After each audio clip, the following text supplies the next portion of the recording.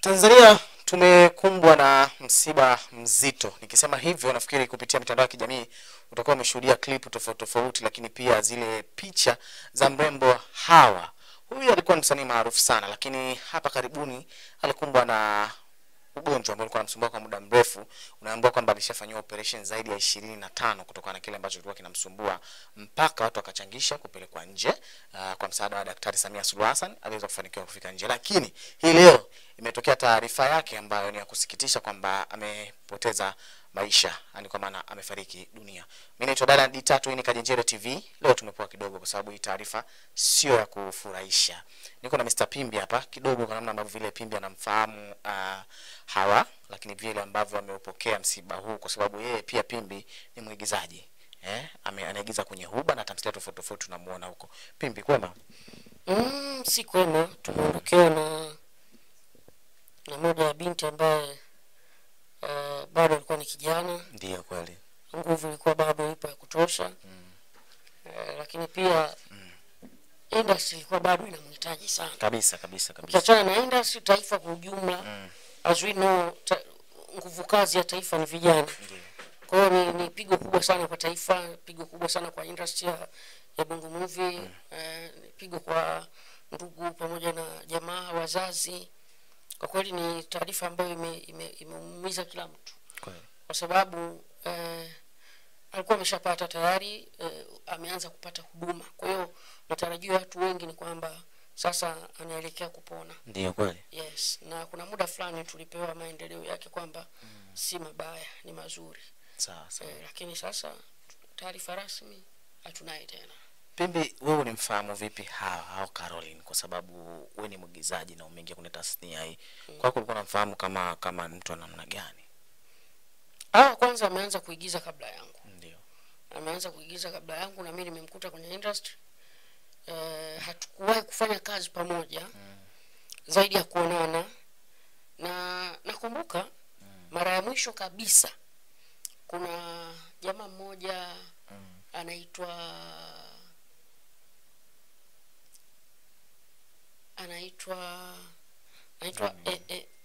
Emond, kitu kama something like that. Ni jamaa ambaye anaishi Canada. Ndio. Sasa huyu jamaa alinitumia mimi fedha. Ndio. Ilikuwa almost kama 500,000. Ambayo ilikuwa ni msaada wa kumsaidia. Okay, marehemu Hawa. Na kabla ya hapo walikuwa wameshawatumia watu wengi sana fedha. Lakini wengi wao walikuwa hawafikishi. Wanaminya wanakula na hakuna kinachoendelea. Yule jamaa akanitafuta kwa mara ya kwanza mimi, akanitumia zile fedha. Mimi bila kupoteza muda nilisafiri nikaenda mpaka anapoishi Hawa Magomeni. Nikamkuta yuko na ndugu zake na wazazi, nikakabidhi ile pesa, nikampa simu, akaongea na yule mshikaji ambaye anatoka Canada. Okay. Anatoka Canada, kwa hiyo akazungumza naye, na anaitwa Timoteo. Yes, ni Mkongo. Yeah. Okay. Ana asili ya Kongo kidogo, lakini amechanganyika na Mtanzania. Yes. Kwa hivyo yeye yuko anaishi Canada. Yeah. Kwa hiyo kwanza pale sasa ndo nikawa karibu naye. Na tukawa tunawasiliana pia sometimes, tunawasiliana na mama yake pia sometimes. Kwa hiyo tukawa tunapeana hope. Kwa hiyo kwa kifupi namna ambavyo naweza kumzungumzia ni hivyo, lakini hakuwa na kipaji cha uigizaji peke yake. Yeah. Alikuwa na kipaji pia cha video vixen. Okay. Na muda mfupi kabla ya kuanza kuugua alikuwa anajihusisha, alikuwa anacheza alikuwa video vixen kwenye baadhi ya music ambazo ni watu maarufu. Mfano kipindi kile anatoka Bob Junior. Aliwahi kumtumia pia. Kwa hiyo tumepoteza ni pigo kubwa sana kwetu kwa kweli.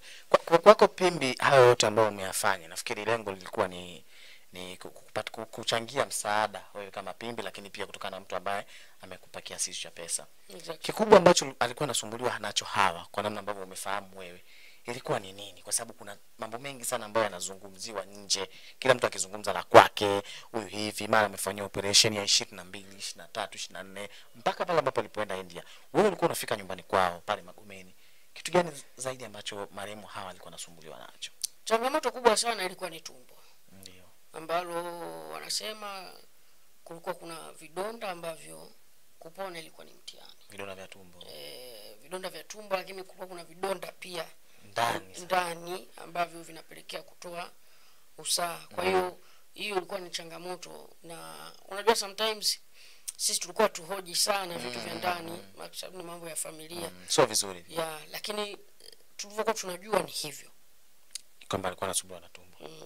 Sasa mara ya mwisho wewe na Hawa mnaongea au umefika nyumbani kwao, familia ilikwambia nini au yeye mwenyewe alikwambia nini?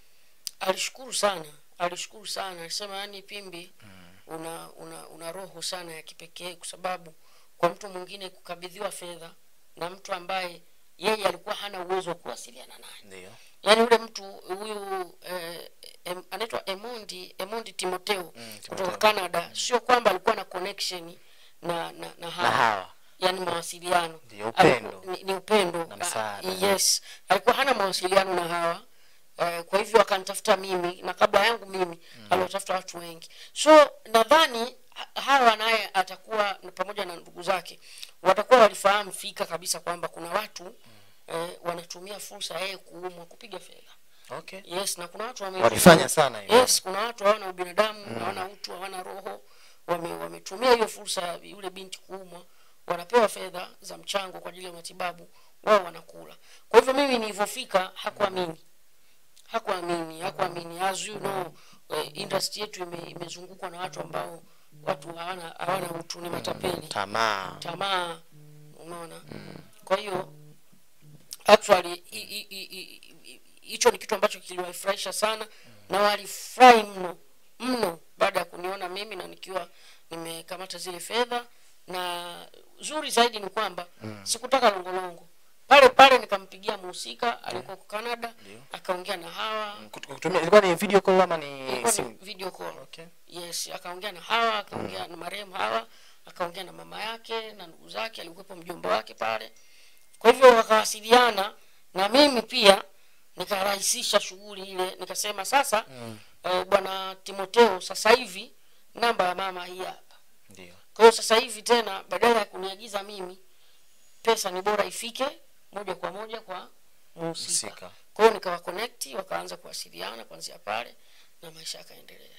Sawa. Yeah.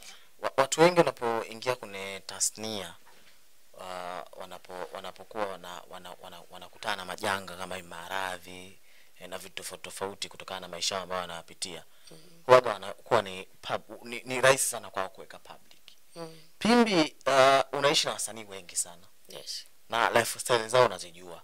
Na maisha ya wasanii kiufupi unayajua. Wapo ambao ni fakers, wana fake maisha yao. Wapo. Yani wao kudanganya kwamba anaishi na hichi ni kitu cha kawaida sana. Majanga yanatokea baadaye wanaanza tena kuomba msaada na vitu kama hivyo. Lakini sizunguzui kwamba hali kwa hivyo, hapana. Point yangu mimi ni kwamba ushauri wako kwenda kwa wasanii ambao unakutana nao na wenye tabia hizo za ajabu, wengine wanachangisha michango ambayo haipo, kwako unaweza ukatoa ushauri gani?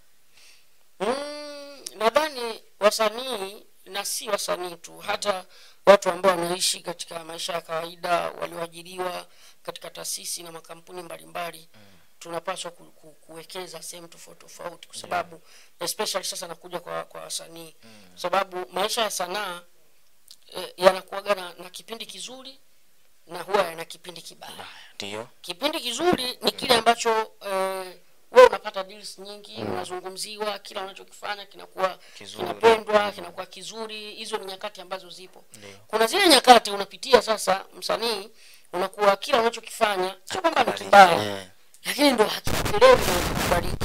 Kwa hiyo pale sasa ndio nyakati ambazo wasanii tunakutana na hali ngumu ya kimaisha, kwa sababu tulikuwa hatuinvesti, tunategemea kwenye sanaa. Sasa sanaa imebuma, kwa hiyo mwisho wa siku tunaishi wakati mgumu. Tunaishi katika wakati mgumu sana wa maisha. Kwa hivyo tunapaswa kuinvest sana. Lakini mimi nikizungumza kwa Hawa marehemu alikuwa yani wakati anakumbwa sasa na changamoto ya maradhi, ndio alikuwa ameanza sasa kuingia katika piki yake. Alikuwa anaanza kuvuma. Ndio alikuwa ndio anaingia sasa kwenye piki yake. Unajua sanaa yetu, wale wasanii watakuwa nafahamu nini ninachozungumza. Kuna nyakati zile za kujitafuta, alafu kuna nyakati zile sasa umekuwa maarufu, lakini kale kama maarufu kako shuka kubwa sana kakukuingizia fedha, unapata tu hela ya kumudu vitu vidogo vidogo. Alafu kuna ukishatoka pale sasa ndio unaitengeneza lile jina lako kuwa kubwa, maana yake kuwa la kibiashara na iwe brand ili utengeneze fedha. Sasa marehemu Hawa alikuwa katika hiyo process ya kuifanya ile brand kuwa kubwa. Sasa wakati ndo yuko katika hiyo process, bahati mbaya akawa Sawa, Pimbi, tumalize na hili. Kwako ukipata nafasi ya kuulizwa na mtu yoyote, hata familia, hao ulikuwa unamuona kwenye jicho gani? Hao ulikuwa unamuona baada ya muda fulani atakuwa nani? Atakuwa na ukubwa kiasi gani? Tuna wasanii wengi sana ambao wameanzia chini mpaka hapa walipo. Lakini bahati mbaya kwa Hawa haikuwa hivyo kutokana na maradhi ambayo alikuwa kwa muda mrefu sana. Akaacha kufanya kazi. Ulikuwa unamuona wapi? Tumalize hapa. Mimi Hawa actually alikuwa ni moja ya binti ambaye ana kipaji cha hali ya juu sana. Ndio. Kwa sababu kwa muda mfupi tu ambao ameifanya sanaa yake, watu wengi sana walitokea kumpokea na kumkubali. Sidhani kama vision yake ilikuwa ni kuwa video vixen.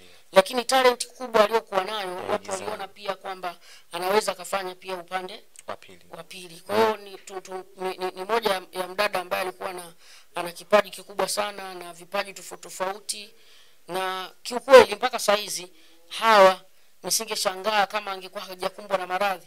Nisingeshangaa tukao tunamuona kwenye level ile ya kina Woya, ya kina Jacqueline Wolper, kina Hamisa. Ndio alikuwa kwenye level hizo kwa saizi.